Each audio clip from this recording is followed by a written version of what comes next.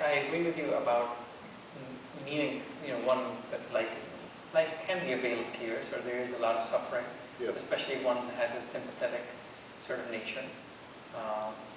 And there's nothing wrong with a book attempting to provide comfort. I remember I find P.G. Wodehouse incredibly difficult. I mean, I think he's a genius, but I find that there's so little there. There's such piffle. Yes, I'm not a great fan of Wodehouse. He was a very accomplished writer, but I find the silliness of the Wodehouse novels. It's fraught. Right. And for me, the comfort from P.G. Wodehouse only comes when I'm sick or really unhappy, because then I want comfort, and then I can really appreciate the idea of being taken away. Yes. I think that's fine, and I think it should be up to the individual as to where that comfort is found.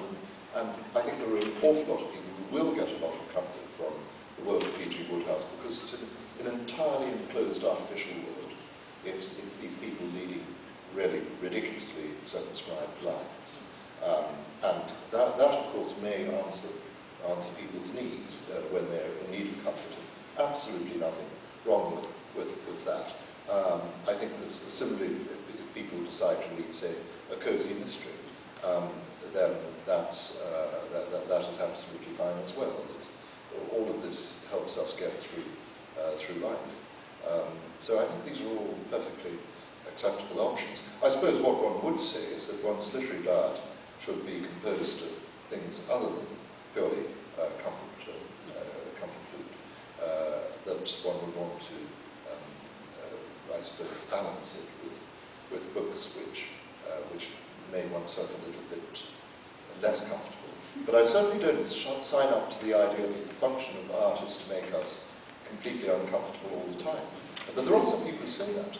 There are some people who say that we don't want, for example, in relation to painting, that we don't want to have paintings which are elevating and spiritually inspiring and comforting. That art actually should make us feel profoundly uncomfortable. I don't agree with that.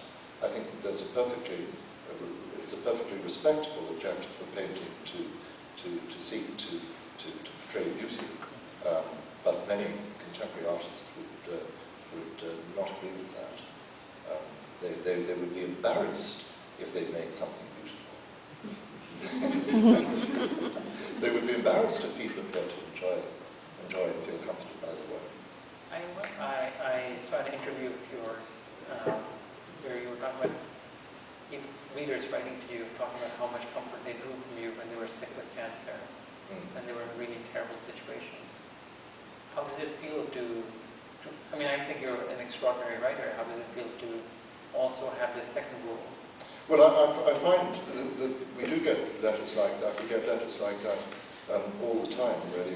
Virtually every day there will be a letter or an email, a message of that sort.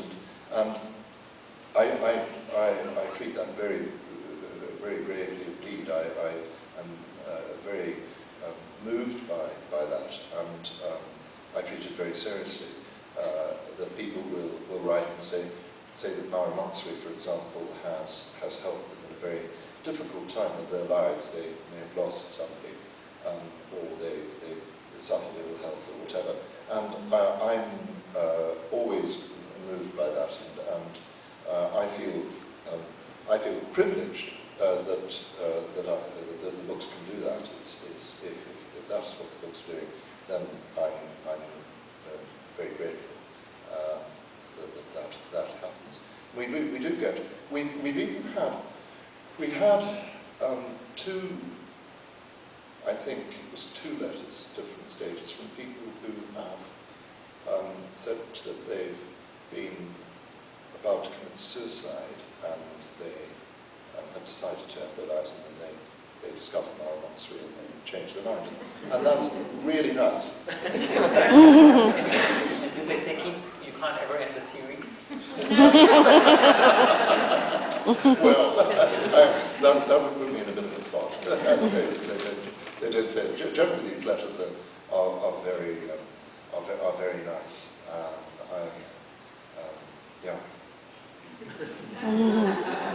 Very modest. very modest. How did the idea of the novels come about? The Botswana novels arose, I'd worked in Botswana. I first started to go to Botswana when I was working for 6 months of 1 year in Swaziland. As you know, that's on the opposite side of that bit of the continent. It's about probably something like 7 hours drive, or something of that sort. You could go in a day from Swaziland to Botswana. Anyway, I was there, and that was a year or two before I was married, and at weekends I was there by myself.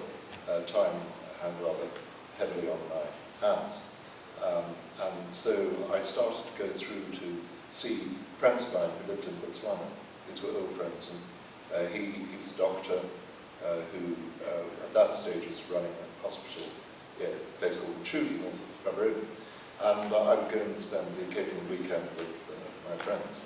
And I got to know Botswana a little bit on those visits, and I became aware of the fact that this was a really rather remarkable country, a very special country.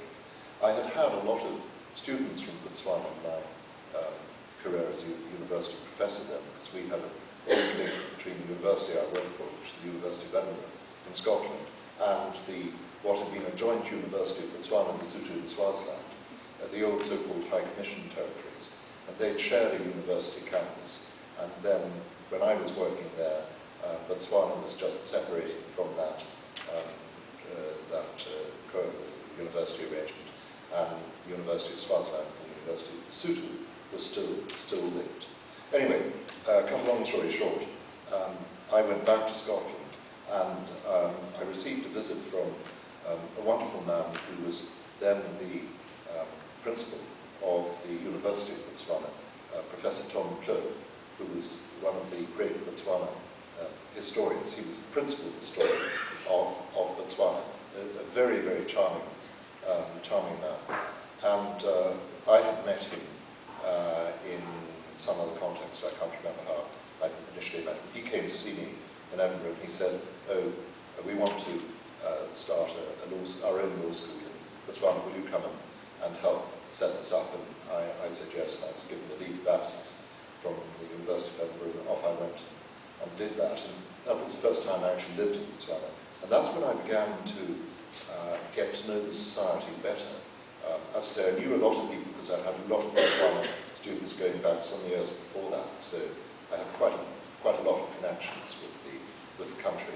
Anyway, I lived there, and I just gradually became more and more appreciative of the society and the country. It's a really good country. There's some places where you go, you just know it's a good place, and I felt that about Botswana.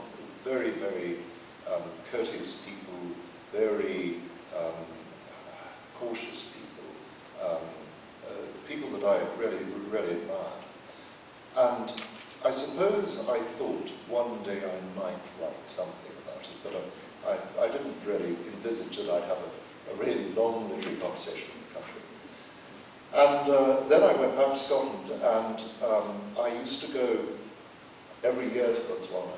I continued to have projects there, and I was external examiner for the university and so on. So every year I'd be out in Botswana, and I'd see a little bit more about it and meet more people. And then I sat down and wrote a short story about a woman who lived in Botswana, and that was the beginning. I invented this character, Marmotzi. Well, I didn't really invent her, I think. She was there. I sort of saw her, and my subconscious mind invented her, I suppose. And I started to write about her, and I just really didn't look back. I wrote more and more books about her, her friends, and just got very caught up in her world. Initially, the books were very slow to take off. In fact, they didn't take off. They remained on the runway. We hadn't even got clearance, and because the first edition was published in Edinburgh by a Scottish publisher, and they did the grand total of 1,500 copies, and that was it.